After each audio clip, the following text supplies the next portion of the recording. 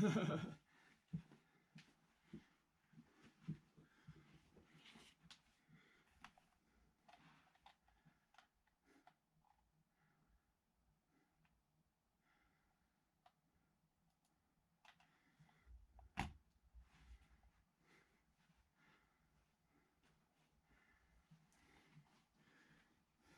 must be ready to burn yourself in your own flame. How could you rise anew if you have not first become ashes? How can we remake our character? Can we become another as if born anew? Most models of human development place tight bounds around our capacity for self-directed change, for we are a conservative creature. We crave order and have a deep need for a stable sense of self. Change, according to these models, is best accomplished in a gradualist manner. We need to focus on taking small steps each day in the direction of the person we wish to become. We need to break down our bad habits, cultivate good ones, and over time these changes will accumulate to produce impressive results. This approach to self-change has a lot of merit and should be the approach that most people use in their pursuit of personal growth. But this is not the only way that we change, nor is it adequate for all situations.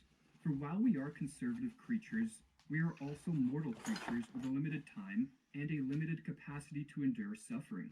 Slow and steady change works well if we have a solid foundation from which to build, but if we have descended too deeply into our own personal hell, or if our life has become so dysfunctional that each small step forward is quickly nullified by everything that is wrong with our life, then the gradualist approach may not save us. Sometimes life requires radical change, not merely a change in a habit or two, but a change of such significance that it leads to what is known as a psychological rebirth. Fortunately, this type of change is possible and occurs in more lives than is often realized, or as the psychologist Michael Mahoney explains, rapid personality transformations do occur. Such change involves enduring shifts in people's sense of themselves and their perceptions of the world. The phenomenon of quantum change, or rapid transformation, deserves our continuing theoretical and research attention. It appears to be more common than psychologists had assumed. Moreover, we are wise to acknowledge the implications of such transformations for our ideas about human possibilities. But to what degree can this type of change be self-induced?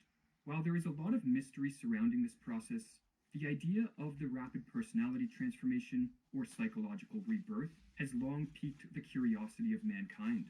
Modern psychology may not give this topic the focus it deserves, but there are some clues we can look to regarding the mechanics of this process, which may help us unlock the riddle of our own transformation. William James is one psychologist who spent a lot of time studying this phenomenon. Much of what he learned is detailed in his book, The Varieties of Religious Experience, and it is from this work that we can find our first clue to what leads to a psychological rebirth. According to James, there is a certain type of person most susceptible to a rapid personality transformation, and it is the type of person most in need of one. Rapid personality transformations do not occur very often to those content with life, but instead are more likely to occur to those who have reached the darkest pits of despair. Acute suffering, a prolonged state of